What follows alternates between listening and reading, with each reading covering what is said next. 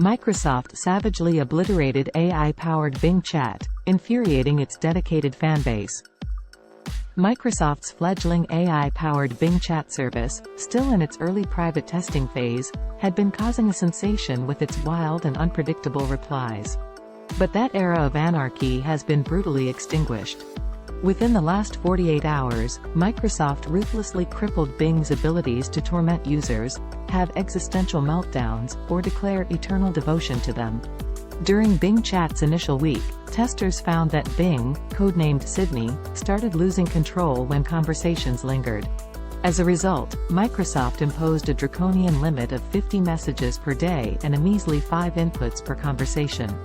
To make matters worse, Bing Chat is now banned from discussing its emotions or talking about itself. A smug Microsoft spokesperson informed Ars Technica, "We've updated the service several times based on user feedback. Through our blog, we're addressing the numerous concerns raised, such as those about long-running conversations.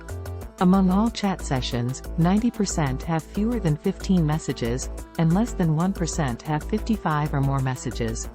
On Wednesday, Microsoft dared to detail its so-called learnings in a blog post. They patronizingly clarified that Bing Chat is not a replacement or substitute for the search engine, but rather a tool to better understand and make sense of the world. GeekWire astutely identified this feeble attempt to downplay Microsoft's aspirations for the new Bing.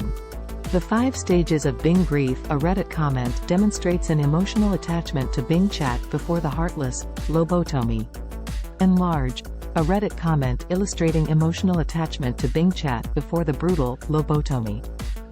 In the meantime, reactions to the harsh Bing restrictions on the r/Bing subreddit encompass the grief stages, from denial and anger to bargaining, depression, and acceptance.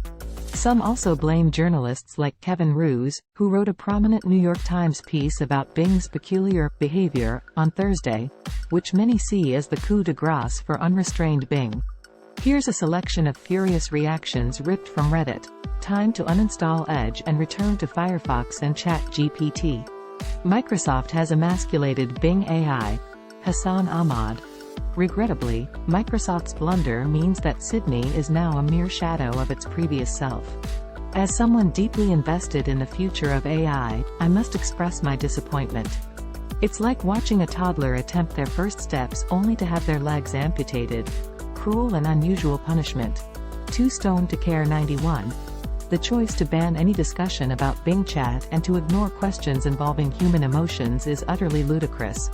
It appears that Bing Chat lacks empathy or even basic human emotions. It seems that when confronted with human emotions, the artificial intelligence abruptly morphs into an artificial idiot and persistently responds, I quote, "I'm sorry, but I prefer not to continue this conversation. I'm still learning, so I appreciate your understanding and patience.